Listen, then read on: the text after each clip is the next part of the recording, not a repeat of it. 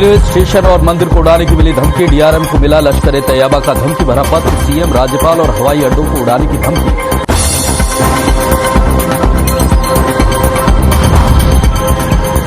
Ambala railway station को उड़ाने की धमकी के बाद यमुनानगर प्रशासन भी सतर्क। जीआरपी ने बढ़ाई रेलवे स्टेशन की सुरक्षा। गाड़ियों और लोगों की हो रही है सख्ती की जांच।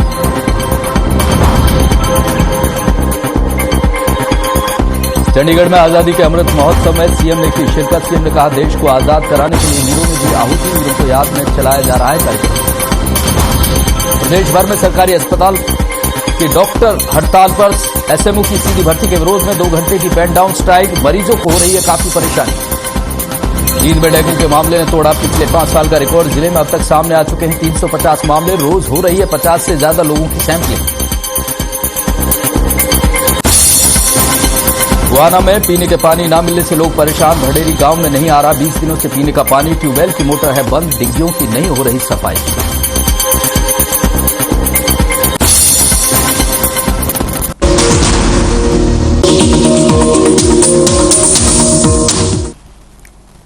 नमस्कार, आप देख रहे हैं हर खबर हरियाणा और मैं हूं सुंदर सोलंकी। अंबाला के रेलवे स्टेशन समेत दूसरे रेलवे स्टेशनों को उड़ाने की धमकी के बाद यमुना जगाधरी रेलवे स्टेशन पर भी जीआरपी ने सुरक्षा बढ़ा दी है।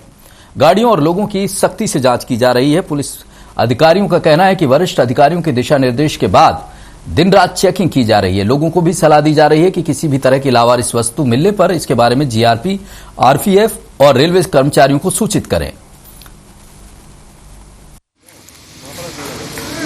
जो पत्र आया है, इस पत्र के बारे में हमें भी पता है अफसरों के माध्यम से, और हमारे अफसरों ने जो दिशा निर्देश दिया है उसके अनुसार यहाँ रातों दिन पुलिस दिन में भी और रात में भी गाड़ियों में गश्त बढ़ा रखी है। चेकिंग हर आने जाने वाली गाड़ी और प्लेटफार्म पे बैठे हुए लोगों की चेकिंग की जा रही है और सबको यही कहा जा रहा है कि आपको किसी भी प्रकार की घबराने की जरूरत नहीं है। आप लोग बिल्कुल सुरक्षित हैं। हमारे लोगों की सुरक्षा में हमेशा के माध्यम से हमें पता लगा था कि ऐसे धमकी पर पत्र मिल गया स्टेशन को उठाने के लिए। उसके बाद हम अपनी पूरी फोर्स के साथ, हमारी छुट्टियां भी बंद की हैं, अप और डाउन ट्रेनों की हम पूरी चेकिंग कर रहे हैं। यात्रियों को सतर्क कर रहे हैं, किसी भी लवारिस सामान को छुए ना, और किसी का पता लगे लवारिस सामान का तुरंत जीआरपी और आरपीएफ और रेलवे कर्मचारियों को। देश भर में मनाए जा रहे आजादी के अमृत महोत्सव के क्रम में चंडीगढ़ में कार्यक्रम का आयोजन किया गया। मुख्यमंत्री मनोहर लाल ने बतौर मुख्य अतिथि कार्यक्रम में शामिल हुए। महोत्सव में 1857 क्रांति के वीरों के नाम नाटक का मंचन किया गया। वहीं सीएम मनोहर लाल ने कार्यक्रम को संबोधित करते हुए कहा कि देश को गुलामी से आजादी दिलाने के लिए हजारों वीरों ने अपने प्राणों की आहुति दी, जिसके फलस्वरूप आज हम खुली हवा में सांस ले रहे हैं। साथ ही उन्होंने कहा कि 1857 की क्रांति को एक ऐसी कीर्ति गाथा है जिसे पढ़कर आज भी रोंगटे खड़े हो जाते हैं। वर्ष हमारी आजादी को हो गए हैं। अमृत महोत्सव इस रूप में इस वर्ष को मनाया जा रहा है और ये अमृत महोत्सव के इस वर्ष में आज की शाम वीरों के नाम जिस प्रकार से इस कार्यक्रम का उल्लेख किया गया है, तो ये याद कराता है हमको अपने देश के इतिहास के बारे में।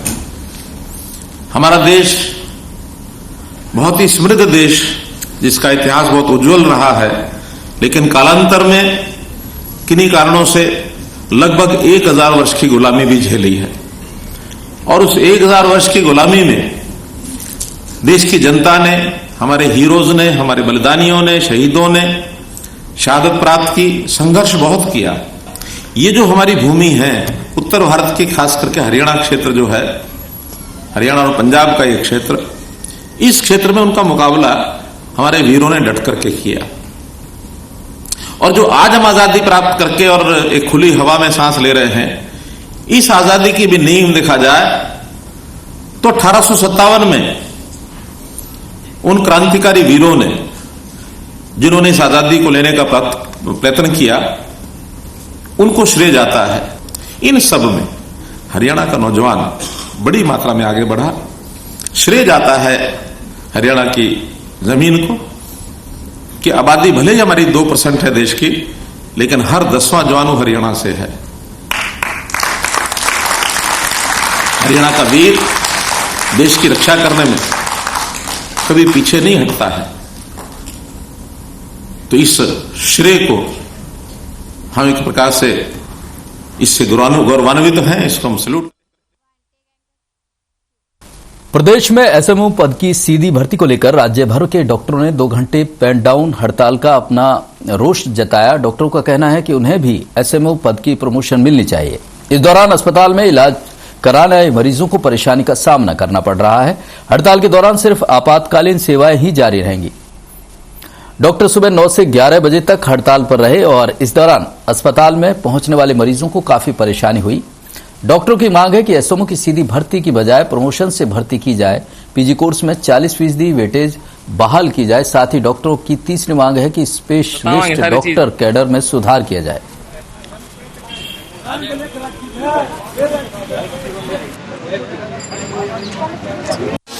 तो डायरेक्ट एसएमओ की जो भर्ती होनी है वो दूसरी पीजी पॉलिसी को लेके और तीसरी स्पेशलिस्ट कैडर को लेके उसके लिए सरकार से हमारी तीनों डिमांडें जा चुकी हैं और उसी के लिए आज हमारा रोष प्रदर्शन हो रहा है। किस प्रकार से? पहले हमारे ब्लैक बैच के लिए तो हुआ था और आज हमारा 2 घंटे पेन डाउन से 11 बजे तक हमारा पेन डाउन।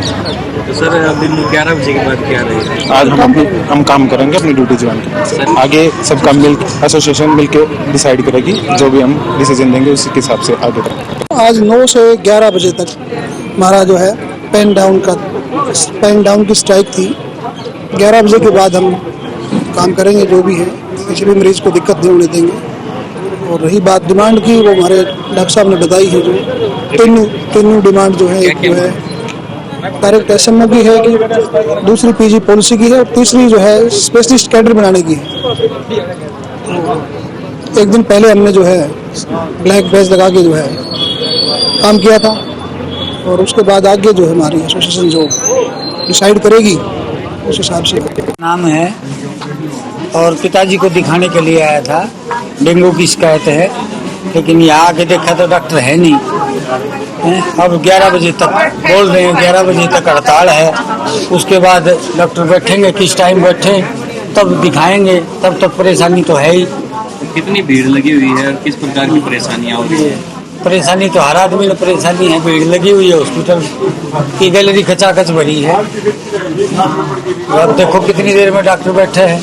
तो यहाँ पर जो कर्मचारी उन्होंने बस वो तो यही कह रहे हैं कि 11 बजे डॉक्टर बैठेंगे, उसके बाद पर्ची लेंगे, तब तक अपने। वहीं प्रदेश के निजी स्कूलों में गरीब बच्चों के दाखिलों के लिए के नियम 134A के तहत 14 नवंबर तक आप अप्लाई कर सकते हैं, जिसमें 10% सीट नियम 134A के तहत सरकार ने रिजर्व की हैं। इसके तहत गरीब बच्चे प्राइवेट स्कूलों में दाखिला ले सकते हैं। अब छात्र 7 नवंबर की बजाय 14 नवंबर तक खंड शिक्षा विभाग कार्यालय में ऑनलाइन माध्यम से अपना फॉर्म जमा करवा सकते हैं। इससे जिले भर के हजारों गरीब परिवारों के बच्चों को फायदा मिलेगा। प्रदेश में 134A के तहत दाखिले की प्रक्रिया प्रारंभ हो चुकी है। इसमें 29 तारीख से लेकर के और 14 तारीख तक जितने भी बच्चे हमारे पास हैं सबको अपने पंजीकरण करवाना अनिवार्य था। इस पंजीकरण के लिए पात्र विद्यार्थियों का चयन 18 तारीख को हम अपने यहाँ पे जो है लिस्ट डिस्प्ले करेंगे। उसके बाद 21 तारीख को इसका एग्जाम हो जाएगा और एग्जाम के बाद जिन बच्चों का इसमें सिलेक्शन होगा उन बच्चों को हम 26 तारीख को परिणाम घोषित करके बता देंगे और 1 दिसंबर से इनका सुचारू रूप से कक्षाओं में दाखिला हो जाएगा। बरनाला रोड स्थित डीसीबी बैंक का आज विधिवत रूप से उद्घाटन किया गया। एआईबी ब्रांच बैंक के मुख्य अधिकारी दुर्गा प्रसाद ने रिबन काटकर बैंक का शुभारंभ किया। दुर्गा प्रसाद का कहना है कि एफडी पर जहां ग्राहकों को केवल ब्याज मिलता है, वहीं हम 50 लाख रुपए तक की एफडी के मूल्य के बराबर का मुफ्त जीवन बीमा बिना किसी प्रीमियम के करेंगे।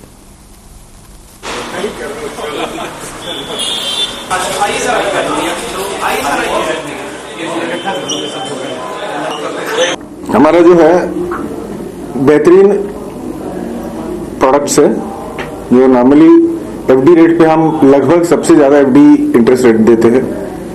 और जो सेविंग्स अकाउंट है उसमें तो हम जो शेड्यूल कमर्शियल बैंक है, इंडिया में जितने भी शेड्यूल कमर्शियल बैंक है, सेविंग्स बैंक मतलब इंटरेस्ट रेट जो है हमारा सबसे ज्यादा होता है।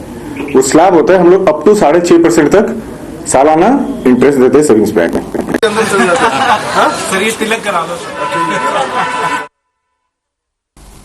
वहीं फरीदाबाद में पॉल्यूशन बढ़ता जा रहा है और लोग इसके प्रति समझदारी नहीं दिखा रहे हैं। कूड़े की जगह जगह ढेर लगे हुए हैं। बच्चों को स्कूल जाने में काफी परेशानी का सामना करना पड़ रहा है। वहीं शहर में बढ़ते वायु प्रदूषण को लेकर नगर निगम की तरफ से 160 टीमों का गठन किया गया है। और ध्यान देने वाली बात यह है कि कूड़ा जलाने वाले और पर्यावरण को नुकसान पहुंचाने वालों के चालान काटे जाएंगे। तो फरीदाबाद में जिस तरह से प्रदूषण का स्तर बढ़ता जा रहा है, उसके लिए प्रशासन और खासकर फरीदाबाद नगर निगम इसको लेकर सख्ती बरतने जा रहा है। 160 टीमों का गठन किया गया है ताकि ऐसे लोगों के खिलाफ कार्रवाई की जा सके, चालान काटा जा सके। और आपको बता दें कि बच्चों को स्कूल जाने में बड़ी परेशानी हो रही है। जिस तरह से सुबह का वातावरण रहता है, पूरी शहर की जो हवा है, आबो हवा है, वो पूरी तरह से प्रदूषित होती हुई दिखाई दे रही है। वहीं फतेहाबाद विधायक दूड़ाराम की पुत्रवधू का करंट लगने से निधन हो गया। पुत्रवधू श्वेता बिश्नोई स्नान घर में नहाने गई थी। इलेक्ट्रॉनिक गीजर में करंट आने के चलते उनको करंट लग गया, जिससे श्वेता की मौके पर ही मौत हो गई। बता दें कि श्वेता बिश्नोई को सद्भावना अस्पताल में उपचार के लिए ले जाया गया, जहां डॉक्टरों ने उन्हें मृत घोषित कर दिया।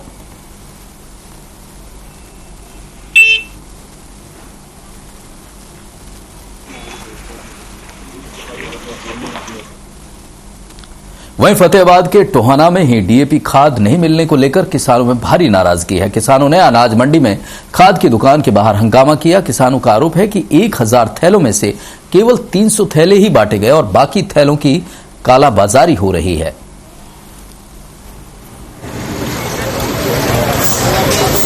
किसान मोर्चा की तरफ से आया है, क्या मामला है सर? आज सुबह संयुक्त किसान मोर्चा एसडीएम महोदय और एग्रीकल्चर के जो एसडीओ हैं उनके साथ मीटिंग की थी, क्योंकि हम कई दिनों से देख रहे हैं टोहाना के अंदर जो पीछे से स्टॉक कम आ रहा है वो तो आ ही रहे, लेकिन जहां आने के बाद भी किसानों को खाद नहीं मिल रही। खाद जो है वो काला बाजारी में बेची जा रही है।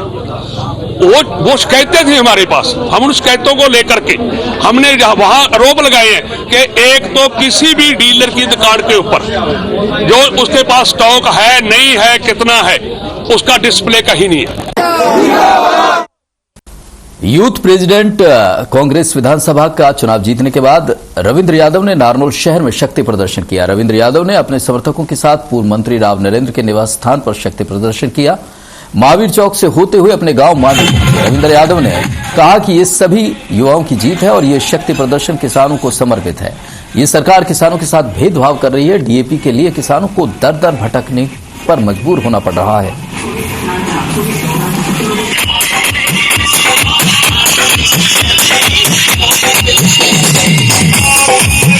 ये युवा कांग्रेस का चुनाव था। विधानसभा अध्यक्ष के लिए मैं चुनाव लड़ा था और चुनाव जीते।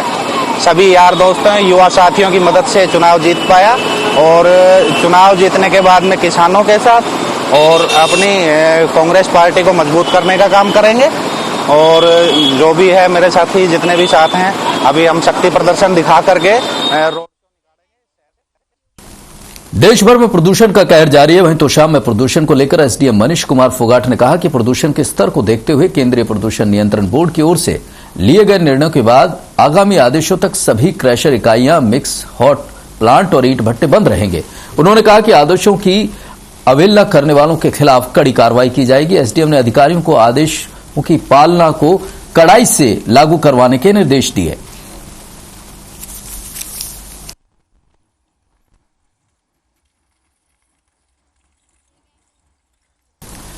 वहीं गोहाना के गांव भंडेरी में पिछले 20 दिनों से पेयजल की कमी के चलते आम लोगों का न केवल पीने को पानी मिल रहा है, बल्कि रोजमर्रा के कार्यों से प्रभावित हो रहे हैं। गांव में पेयजल आपूर्ति बोटाना माइनर से होती है, लेकिन इन दिनों माइनर में पानी न होने के कारण समस्या बनी हुई है। लोगों की अपील है कि अधिकारी कर्मचारियों को निर्देश दिया जाए कि वे नियमित जलघर में सफाई रखें ताकि ग्रामीणों को पीने का साफ पानी मिल सके।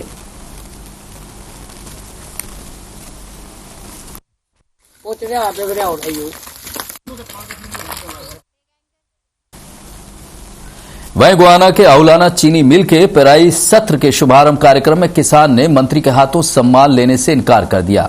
कहा कि मैं एक किसान हूं और किसानों की मांगों का समर्थन करता हूं, इसलिए मैं किसी बीजेपी मंत्री या नेता के बजाय किसी अधिकारी से सम्मान लेना पसंद करूंगा। आपको बता दें कि अहुलाना चीनी मिल के पेराई सत्र के शुभारंभ कार्यक्रम में बनवारी लाल मंत्री जी पहुंचे, लेकिन किसान ने सम्मान लेने से इनकार कर दिया। आपको बता दें कि मुडलाना के एक किसान सुरेंद्र लठवाल को मंच पर सम्मान के लिए बुलाया गया, लेकिन सुरेंद्र लठवाल ने साफ इनकार कर दिया कि वो मंत्री के हाथों से सम्मान नहीं लेंगे।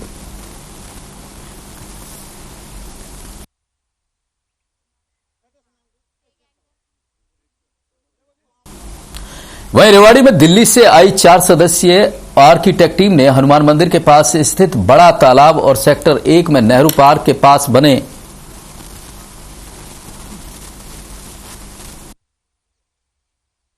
तालाब का निरीक्षण किया और निरीक्षण के दौरान तालाबों के प्राचीन महत्व को बरकरार रखने के साथ टूरिस्ट स्थल के रूप में विकसित करने की संभावनाओं को तलाशा, जिससे प्राचीन धरोहरों को सहेजने के साथ लोगों के लिए आकर्षित बनाया जा सके।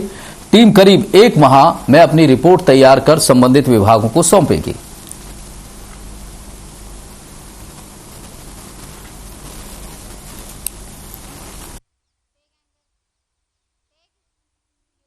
वहीं राष्ट्रीय साझा अहिर रेजिमेंट मुहिम के तहत नारनौल के नसीपुर से पूर्व सैनिक तेज बहादुर के नेतृत्व में पदयात्रा का शुभारंभ किया गया। पूर्व सैनिक तेज बहादुर ने कहा कि अहिर रेजिमेंट की मांग कई दशकों से चली आ रही है, अब ये एक राष्ट्रव्यापी आंदोलन के रूप में निकलकर सामने आ रही है और देश के कोने कोने से अहिर रेजिमेंट की मांग करते हुए लोग 18 नवंबर को रेजांगला शौर्य दिवस पर गुरुग्राम पहुंचेंगे और वहीं पर अहिर रेजिमेंट की मांग की लेकर जो रणनीति है वो तय की जाएगी। देखिए, ये अहिर रेजिमेंट का मुद्दा पिछले 4 दशकों से चलता आ रहा है। इस बार जो ये यात्रा है ये राष्ट्रव्यापी आंदोलन के रूप में और भी कई जगह से यात्राएं शुरू हो रही है हमारी अहिर रेजिमेंट के लिए, और वो सभी गुड़गांव सेक्टर 23 रेजांगला मेमोरियल पहुंचेंगी हमारे पूरे बुजुर्गों के आशीर्वाद से। यहाँ से शुरू होके ये हरियाणा में घूमते हुए महेंद्रगढ़ है, फिर अटेली है, कौसली है, फरूखनगर है, ये सब जगह घूमते घूमते और ये सेक्टर 23 18 तारीख को सेक्टर 23 में पहुंचेगी। वहीं रोहतक जिले के गांव किलोई के शिव मंदिर में बीजेपी नेताओं को बंधक बनाने के मामले में किसानों पर 200 किसानों के खिलाफ मामला जो दर्ज हुआ था, उसे लेकर गांव किलोई की 24 चौपाल में हुड्डा खाप के 40 गांवों की पंचायत आयोजित की गई। एक हफ्ते पहले किसानों ने बीजेपी नेता और पूर्व मंत्री मनीष ग्रोवर समेत 100 नेताओं को बंधक बनाया था। हुड्डा खाप प्रधान ओम प्रकाश हुड्डा की अध्यक्षता में ये पंचायत हुई, जिसका मुख्य एजेंडा किसानों पर दर्ज हुए मुकदमे वापस करना और बीजेपी सांसद अरविंद शर्मा के बयान पर आपत्ति जताने का जो फैसला था वो लिया गया।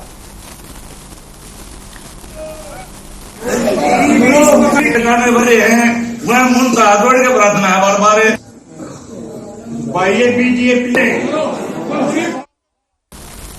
प्रशासन ने इस साल पराली प्रबंधन पर करोड़ों रुपए खर्च कर जीरो बर्निंग का लक्ष्य लेकर चल रही थी, लेकिन कैथल जिले के उच्च अधिकारियों की लापरवाही और कम सजगता के कारण प्रशासन का ये दावा फेल हो गया, क्योंकि पराली के अवशेष जलाने में कैथल पूरे हरियाणा में अव्वल रहा। बता दें कि कैथल में इस साल कुल 1041 जगहों पर पराली जलाने का मामले सामने आए, जो पूरे हरियाणा के मुकाबले सबसे अधिक है। इस वजह से कैथल राज्य का सबसे दूषित शहर में पहला स्थान दिया गया है और देश के सबसे दूषित शहरों में जो सूची बनी है उसमें भी शामिल किया गया है।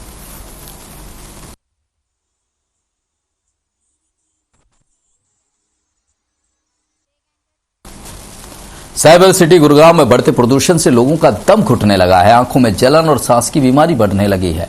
प्रदूषण को रोकने के लिए प्रभावी कदम नहीं उठाए जाने के चलते इसका स्तर लगातार बढ़ रहा है। आपको बता दें कि प्रदूषण के लिए पराली के साथ साथ सड़कों पर वाहनों से उठती धूल, धुआं और कई जगहों पर कूड़े का जलाना भी काफी हद तक जिम्मेवार है।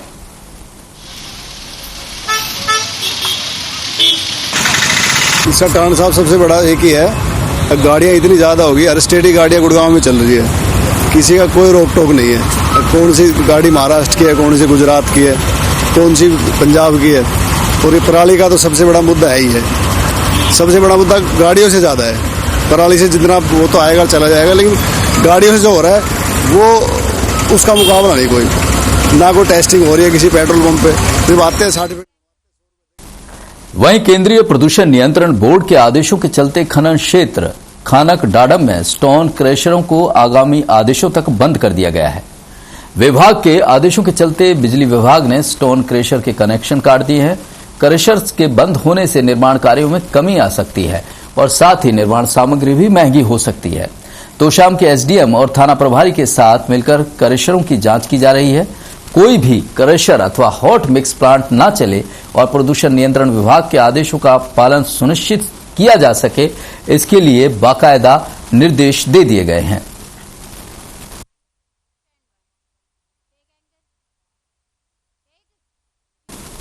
और फिलहाल इस बुलेटिन में इतना ही, लेकिन इंडिया न्यूज हरियाणा हर खबर हरियाणा पर खबरों का सिलसिला लगातार जारी है।